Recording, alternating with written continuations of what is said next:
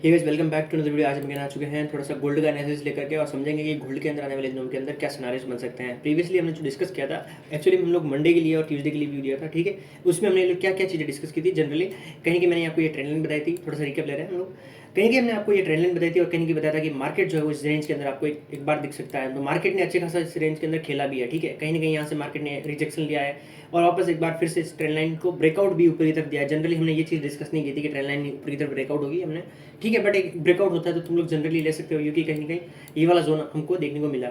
उसके बाद में जो है वो उसने कंटिन्यू बड़ा बिग फॉल दिया है गोल्ड ने और मजे कर दिया, मतलब कतई, ठीक है। उसके बाद में भी हमको नीचे दिख रहा है। क्या सिनारियोज आने वाले दिनों में गोल्ड के अंदर बन सकते हैं, हम लोग अब उस चीज़ को डिस्कस करेंगे थोड़ा सा। अगर तुम लोग मोटा मोटा अगर यहाँ पे समझो कहीं ना कहीं, तो अभी ये वाली रेंज तुमको देख पा रहे हो तुम लोग। 2710 की एक रेंज आपको दिख रही है, वहाँ से मार्केट ने एक ब्रेकडाउन नीचे की तरफ दे दिया है गोल्ड ने, ठीक है। अब हम आगे किस तरीके से इसको ट्रेड कर सकते हैं वो समझते हैं। पहली बात तो बहुत ही ज़्यादा चौपी इस वक्त हमको दिख रहा है, क्योंकि बड़े मोमेंटम के बाद में बहुत ज़्यादा आराम कर रहा है अभी गोल्ड, ठीक है। थक चुका मुझे लग रहा है थोड़ा सा, ठीक है, रेस्ट मार रहा है। कहीं ना कहीं हम लोग अभी आगे की क्या व्यू ले सकते हैं, कहीं ना कहीं बियरिश या फिर बुलिश। सीधी सी बात करूँ तो बियरिश है, कहीं ना कहीं मेरे लिए है एक मेजर व्यू। अगर मैं बात करूँ तो कहीं ना कहीं मेरे को आने वाले दिनों में मैं एक्सपेक्ट करूँगा कि गोल्ड जो है वो 2690 के आसपास वापस हमको आता हुआ दिखे। कहीं कहीं हमारा व्यू बेरिश है, क्योंकि एक ब्रेकडाउन नीचे की तरफ गोल्ड के अंदर हमको देखने को मिला है। किस तरीके से जाएगा उसको हम लोग बाद में डिस्कस करेंगे आगे, बट कहीं ना कहीं हमको आने वाले दिनों में 2690 का एक जोन हमको नीचे की तरफ आने वाले दिनों में गोल्ड के अंदर देखने को मिल सकता है। बेसिक से जोन है ये वाला, एक जोन तुम देख के चलो, ठीक है। एक दो पॉइंट ऊपर, एक 10-20 पीप ऊपर नीचे पकड़ लेना, लेकिन कहीं ना कहीं हमको इतना नीचे की तरफ एक फॉल नीचे की तरफ देखने को आने वाले दिनों में देखने को मिल सकता है, ठीक है। अभी क्या हो सकता है, करंट पोजीशन क्या है, क्योंकि एक दिन में तो ये जाने वाली चीज़ है नहीं, हो सकता है इसको 2 या 3 दिन लगे। अब हम लोग समझते हैं कि करंट सिचुएशन में हम लोग किस तरीके से ट्रेड कर सकते हैं। मेरे को आज के आज कुछ सेटअप्स ढूंढने हैं तो मैं कहाँ पे ढूंढूँ, ठीक है। जनरली जब एक ब्रेकडाउन नीचे की तरफ देखने को मिलता है ना भाई, कहीं कि ये वाला ब्रेकडाउन, ठीक है, तो मार्केट एक बार रिकवरी लेता है, ठीक है ना, रिकवरी लेता है। अब अगर तुम लोग देख पा रहे हो तो तुम यहाँ से ट्रेंड लाइन ड्रॉ कर पाओगे ऊपर से नीचे तक, ठीक है। ये वाला पॉइंट तुमको मिलाना है, ये वाला प्लस ये वाला पॉइंट मिलाना एंड ये वाला पॉइंट मिलाना है, तुमको कहीं ना कहीं नीचे की तरफ ट्रेंड लाइन अच्छी खासी देखने को मिल रही है, ठीक है। अब तुमको यहाँ से ये चीज़ें तुमको देखने को मिल ही रही है, 1 आवर का चार्ट है, ठीक है, तो ये चीज़ तुमको देखने को मिल रही है। अब तुम्हारा मैं तुमको एक अच्छा खासा व्यू देता हूँ यहाँ पे, अच्छा खासा व्यू। यहाँ से तुमको बुलिश रहना है आज के दिन, और जब तक कि मार्केट यहाँ पे नहीं आ जाता है, इस ट्रेंड लाइन के ऊपर नहीं आ जाता है। फास्ट आया तो मैं अगेन बता देता हूँ यहाँ तक आ सकता है, स्लो आया तो यहाँ तक आ सकता है, और भी ज़्यादा स्लो आया, कछुए की चाल चली तो यहाँ तक आ सकता है, ठीक है। तो इसका कोई गारंटी नहीं ले सकते भाई कब कितना कहाँ तक मूव करे, ठीक है, ठीक है। तो कहीं ना कहीं हमारा व्यू अभी के लिए बुलिश है, करंट व्यू, जब तक इस ट्रेंड लाइन पे नहीं आ जाता मार्केट। एक बार जैसे एक बार इस ट्रेंड लाइन पे आता है, बुलिश व्यू है, ठीक है। इसको ट्रेड कैसे करना है मैं बता देता हूँ। जब तुम यहाँ से बुलिश रहोगे ना, यहाँ से बुलिश रहोगे, अभी भले ये नीचे की तरफ रेड कैंडल दिख रही है, इसके बहकावे में नहीं आना है, ध्यान रखना, इसके बहकावे में बिल्कुल नहीं आना है। व्यू यहाँ से बुलिश ही रखना है, ठीक है, अभी के लिए।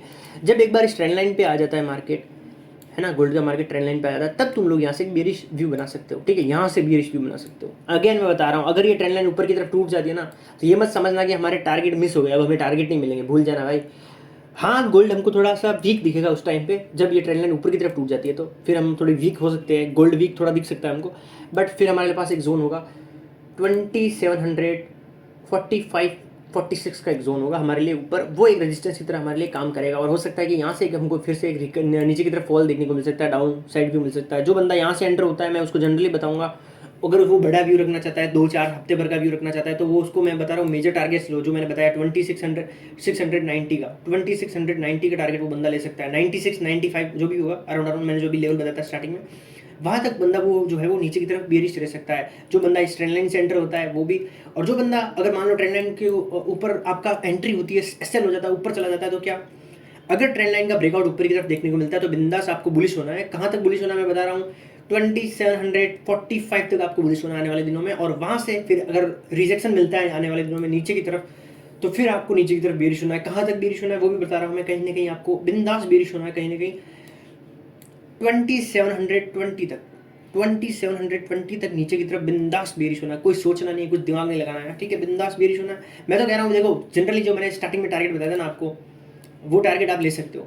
2695 के आसपास का जो टारगेट है ना, वो आप ले सकते हो। बट कहीं ना कहीं क्या है कि जब यहाँ से यहाँ से ट्रेंड लाइन ब्रेकआउट हो जाती है ऊपर की तरफ, फिर यहाँ से रिजेक्शन लेता है, तब हमको इस पर ज़्यादा विश्वास नहीं होता है। हम लोग फिर क्या सोचते हैं भाई कि यार अगर ये इतना वीक दिखता है हमको गोल्ड, इसीलिए हम लोग इस पर ट्रस्ट नहीं करते हैं, तो कहीं ना कहीं हो सकता है कि मार्केट यहाँ से वापस रिवर्स कर जाए। अगर इसका ब्रेकआउट हो गया ना तो वो चांसेस आर वेरी हाई कि यहाँ से ही ब्रेकआउट, यहाँ से रिवर्सल करते हैं, ठीक है कहीं ना कहीं। तो इसीलिए बोल रहा हूँ कहीं ना कहीं आपके टारगेट जो इतने बड़े मत रखना, फिर 2720 तक ही आप टारगेट रखना। अगर यहाँ से एक रिजेक्शन लेता है तो वो भी टारगेट कम नहीं होते, बहुत ज़्यादा टारगेट 400 पिप्स होते हैं नीचे की तरफ, ठीक है, तो ये भी कम नहीं होते 400-500 पिप। तो ये अपना है गोल्ड का व्यू आने वाले दिनों में, बहुत ही सिंपल एंड बहुत ही ईजी व्यू है, ठीक है।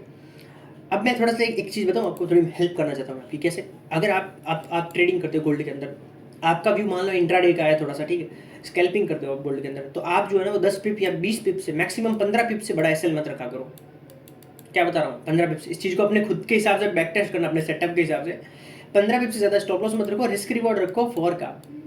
जिसको नहीं पता है रिस्क रिवॉर्ड क्या होता है, वो मेरे वीडियोस जाके देख सकता है, एक डाला हुआ होगा वीडियो, ठीक है, उसमें जाके मैंने पूरा प्रॉपर डिस्कस किया रिस्क मैनेजमेंट। तो वो चीज़ देखो आप, उससे आपके अगर 5 ट्रेड में 10 में से 5 भी गलत होंगे ना, फिर भी आप बिंदास तगड़े प्रॉफिट में होंगे, और वहाँ पे क्लोज करोगे आप, बहुत ही तगड़े प्रॉफिट में क्लोज करोगे अगर आपका रिस्क रिवॉर्ड अच्छा है तो। मैं तो कह रहा हूँ 10 में से अगर आपके 7 ट्रेड भी गलत चले जाते हैं ना, फिर भी आप प्रॉफिट में रहोगे। खाली 3 ट्रेड आपके सही जाते हैं, फिर भी आप प्रॉफिट में रहोगे। तो ये होता है पावर ऑफ रिस्क मैनेजमेंट, ठीक है। इस वजह से मैं भी कहीं ना कहीं प्रॉफिट में हूँ अभी, क्योंकि मैं ऑप्शंस में करता हूँ काम, तो उसमें भी थोड़ा अच्छा जा रहा है, गोल्ड के अंदर भी थोड़ा ठीक जा रहा है, ठीक है। तो ये सिनेरियो आपको देखने को मिल सकता है गोल्ड के अंदर, मैंने आपको भी बता दिया है। मिलते हैं अगले अच्छे एनालिसिस वीडियो में, ठीक है। तब तक के लिए take care, see you and thanks for the watching.